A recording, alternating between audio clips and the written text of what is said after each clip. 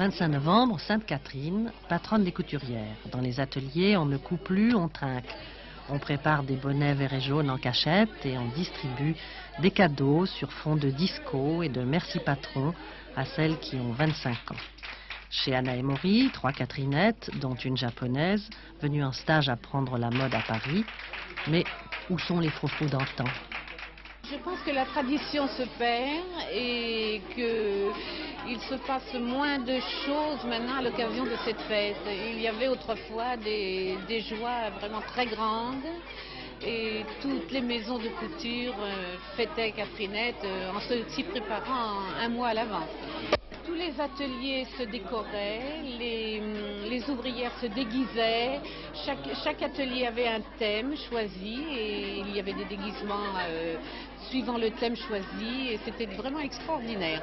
Et c'était toujours vert et jaune? C'était toujours vert et jaune, comme les chapeaux.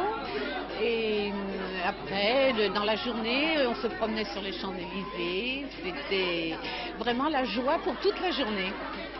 Je suis dans le flou. Alors Voilà. vous savez pourquoi vous portez un bonnet de Catherinette? Mais oui, parce que j'ai 25 ans et je ne suis pas mariée. Mais Sainte-Catherine, qu'est-ce qu'elle avait fait? Ah, ça, je sais pas.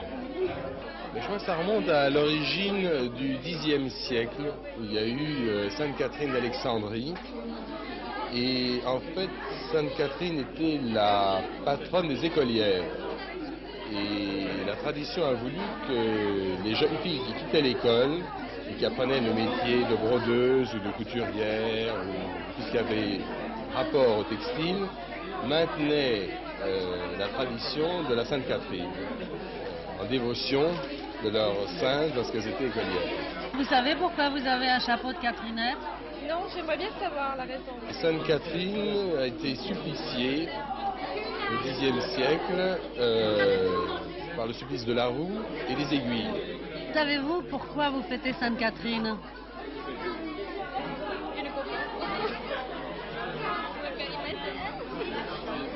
Les jeunes filles allaient à l'église, je crois, entre l'âge de 25 ans et de 35 ans, et chaque année coiffaient Sainte-Catherine dans l'église en plaçant des épingles dans la coiffe.